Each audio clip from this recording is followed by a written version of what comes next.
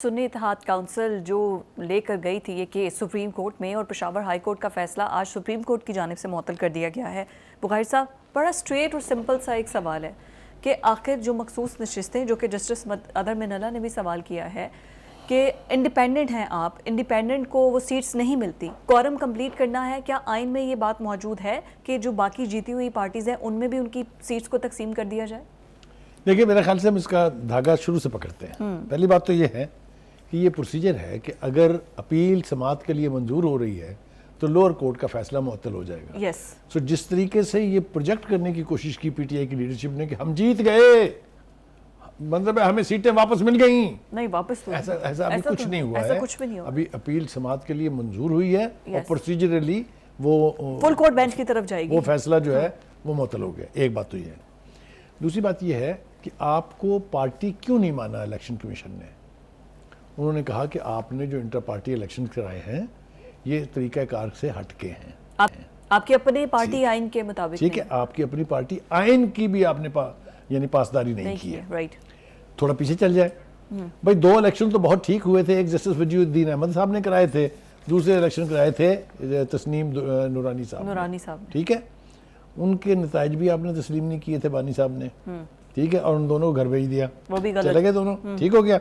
लिहाजा एक रवायत है आपके, आप ढंग से इलेक्शन करवाना नहीं चाहते इसलिए कि ऐसा ना हो कि बानी पीटीआई की मर्जी के खिलाफ लोग इलेक्ट होके आ जाए। फिर क्या करेंगे आप? सॉरी। तो एक तो ये है।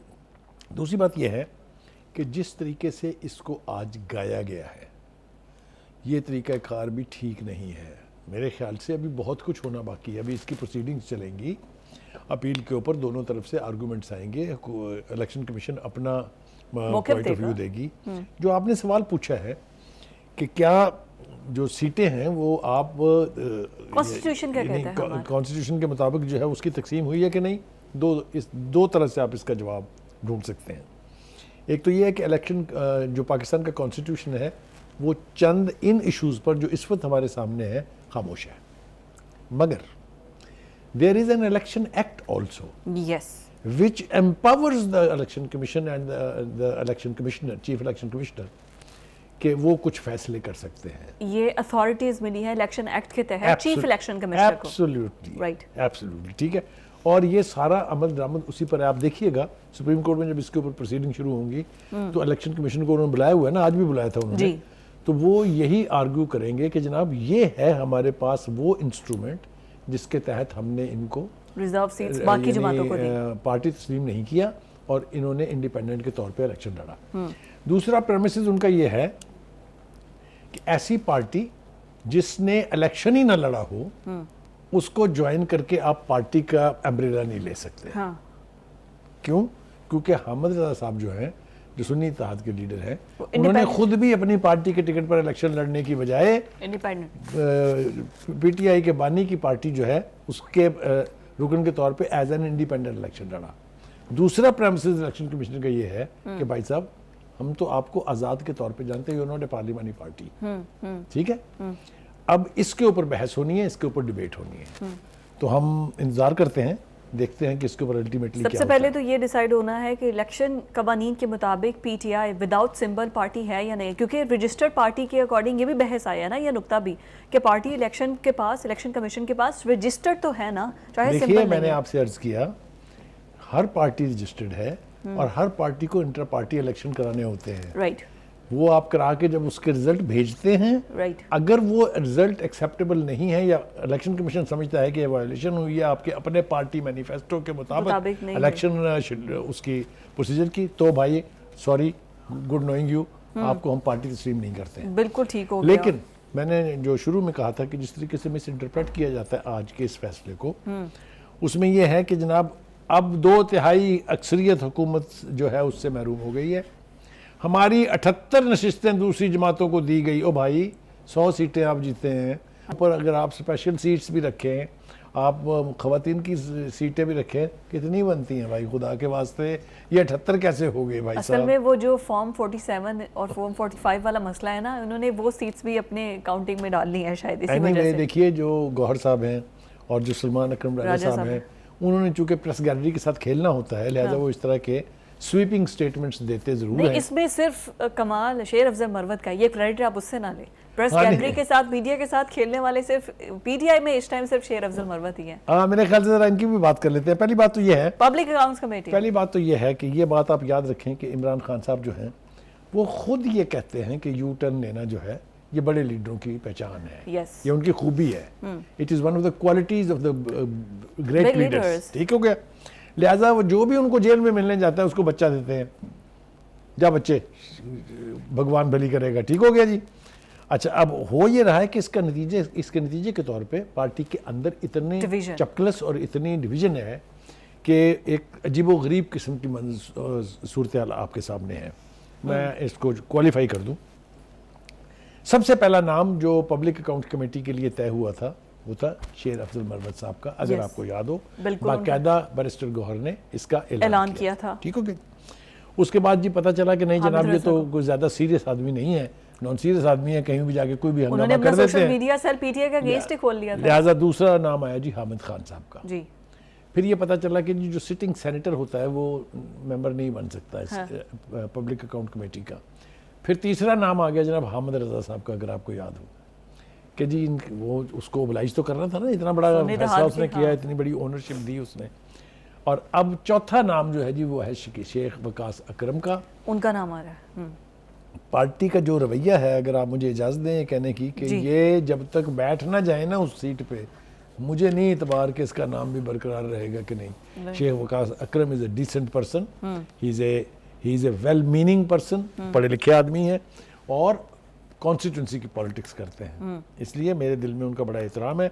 हम चाहेंगे कि उन जैसा पढ़ा लिखा और कॉम्पिटेंट आदमी जो है नहीं, वो शेर security अफजल का मेंबर मरवत बने। आपको कॉम्पिटेंट, अभी आ रहा हूँ पढ़े लिखे नहीं लगते। उसी तरह भी आ रहा हूँ। नहीं, वो पढ़े लिखे तो हैं लेकिन वो मरंज आदमी है, किसी वक्त कुछ भी कह जाते हैं। और पार्टी के बारे में तो उन्होंने ऐसे ऐसे बयान दिए हैं कि उनको कुछ दर्जन भर दफ़ा शटअप कॉल भी मिल चुकी नहीं, है। वो सुबह शिकायत लगाने जा रहे हैं जी इमरान जी, खान के पास। अब आ रहे हैं उस तरफ जनाब। अब वो कहते क्या है, हाँ जी, पहली बात तो ये कि ये हुआ कैसे। ये हुआ इस तरह से है कि शेर अफजल मरवत के हक में असद कैसर, शहरियार अफरीदी, शानदाना गुलजार और जुल्फी बुखारी साहब जो है वो सपोर्ट कर रहे थे इनका candidature as a chairman of the public accounts committee. ठीक हो गया जी। मगर उमर अयूब साहब और शिबली फराज साहब जो हैं वो शेर अफजल मरवत को हटाने के लिए शेख वकास अकरम का नाम सामने लेके आए हैं। ठीक हो गया जी। तो ये भी साजिश जो है विद इन द पार्टी है, बाहर से कोई साजिश नहीं हुई है, किसी ने कोई नाम ना ड्रॉप कराया ना इंक्लूड कराया। ठीक हो गया जी। अच्छा, वैसे मैं एक बात बोलूँ कि शेर अफजल मरवत, वैसे उनको मीडिया में इतनी फेम है और वो कहते हैं मुझे ज़रूरत भी नहीं है, घर से भी वो तगड़े हैं, एक ओहदे के लिए बार बार अपने आप को इस तरह जलील करवाना जब इतने लोग उनको कह रहे हैं, मतलब ये आपकी अपनी पर्सनालिटी के अगेंस्ट नहीं है, आप अपने आप को ज़्यादा देखिए ये पर्सनैलिटी के नुकसान ट्रेट्स होते हैं। इसी तरीके से इमरान खान साहब के बारे में भी ये मशहूर है कि वो ज़िद्दी आदमी है, अपनी बात पे अड़ ये जाते ज़िद्दी हैं। नहीं है, ये तो ये अपने आप को मजीद नीचा दिखा रहे हैं ना। देखिए वो इस ये चीज़ कहते पे। हैं कि पीटीआई के चेयरमैन ने मेरा नॉमेनक्लेचर जो है वो तब्दील नहीं किया। हाँ जी, फिर वो ये कहते हैं कि जी ये मामला उन्होंने किसी कमेटी को भी नहीं दिया था कि आप उसमें Decide रिव्यू करें, करके इस हाँ। नाम को तब्दील कर दें। जो मज़े की बात है वो ये है कि जब पार्टी की क़यादत मिली जाके उनसे और ये कहा खान साहब से कि जी ये नया नाम जो है वो ये है इनसे, तो चेयरमैन ने गालिबन उनसे पूछा कि मुझे बताएं इस शख्स से जान छुड़ाने का तरीक़ाकार क्या है। तो ये तजवीज़ सामने आई कि जी पार्टी की सीनियर क़यादत का एक इजलास बुलाया जाए और उसमें इनके नाम का ऐलान और उनसे माजर जो है वो कर ली जाए। तो खान साहब भी तो मतलब आपको पता है ना, is a master of the game, इस तरह की बैक एंड फोर्थ करते रहते हैं। तो हमें बहुत हमदर्दी है उनसे। लेकिन वो ये क्या कह रहे हैं, वो आपने जो अपने इब्तिदाइये में कहा था, वो ये कहते हैं मैं छड़ना नहीं, मैं जाऊंगा बानी पीटीआई के पास और उसे कहूंगा कि तुम्हारे खिलाफ साजिश हो रही है, ये तुम्हारे साथ फ्रॉड कर रहे हैं सारे, आपका कहा नहीं माना जा रहा और आपके कहना जो है उसको उठा के फेंका जा रहा है। yes. Having said all this, एक पार्टी जो ज़ेर एताब है, अगर आप ऑब्जेक्टिवली देखें कि केसेस हो रहे हैं, जेलों में है लीडरशिप एंड एवरीथिंग, उसके अंदर इतनी खौफनाक ग्रुपिंग जो है वो कैसे सस्टेन हो रही है मुझे समझ में नहीं आती। मैं आपको बताऊं, एक तो वो लोग हैं जो जेन्युइनली पार्टी के बुनियादी रुकन थे और जो अब बहुत लिमिटेड एलिमेंट रह गया लेकिन पार्टी में है। ठीक है जी। ये जिसका हिस्सा है उमर अयूब साहब ले लीजिए आप, शिबली दूसरे फराज से, हैं, ठीक है? बाकी आलिया हमजा, यास्मीन दूसरे वो हैं जो रुपोश हैं, लीडर वो भी ठीक हैं, हाँ। लेकिन वो इस वक्त सामने नहीं है। तीसरे वो हैं जो इस वक्त जेलों में हैं, मुकदमात भुगत रहे हैं, ठीक है जी।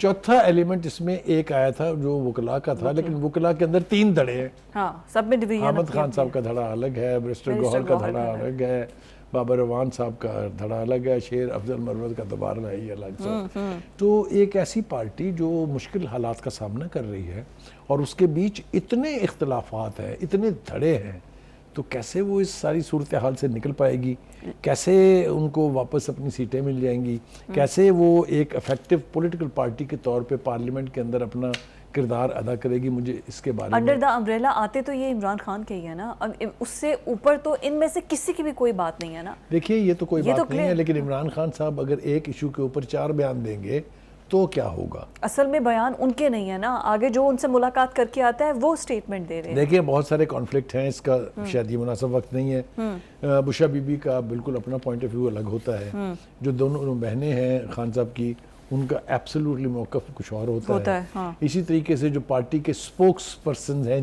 जेन्युइनली वो कुछ और तरफ देख रहे होते हैं। जो धड़े जो मैंने कहा है कि इस वक्त जिन्हें पार्टी के अंदर काबज़ ग्रुप कहा जा रहा है, उनका पॉइंट ऑफ व्यू कुछ और है। बिल्कुल ठीक। इतने डाइवर्स पॉइंट ऑफ व्यूज़ के साथ पार्टी कैसे इस मुश्किल सूरत हाल से निकलेगी, I think we should leave it for the Khan साहब टू डिसाइड। अच्छा, अब ये जो 9 मई को रैली निकाल रहे हैं कि खान साहब को रिहा करें, 10 मई को, 9 को तो उन्होंने छोड़ दिया है, 9 मई को उन्होंने जिद क्योंकि छोड़ 9 दी की है। तो फिर एनिवर्सरी कुछ और ही होती है। ओह माय गॉड, 10 मई को वो कर रहे हैं जी। डेथ एनिवर्सरी होगी या birth Well, anniversary? well. Anyway. I don't want to even remember that. That was a bad day. Bad day, exactly bad day for the whole nation. Yep. लेकिन अब ये जो रैली निकाली जा रही है, इसका मकसद है इमरान खान की रिहाई। कितना इन्फ्लुएंस, इससे पहले पेशावर में भी तो निकली थी ना। देखिए ये रैलियां जिस तरह से निकल रही हैं, जितनी निकल रही हैं, जितना इनका इम्पैक्ट है, उसको मद्देनज़र रखते हुए 2 बातें तो मैं बड़े वसूख से कह सकता हूँ। एक बात तो ये है कि खान साहब ने रैलियों के नतीजे में बाहर नहीं आना।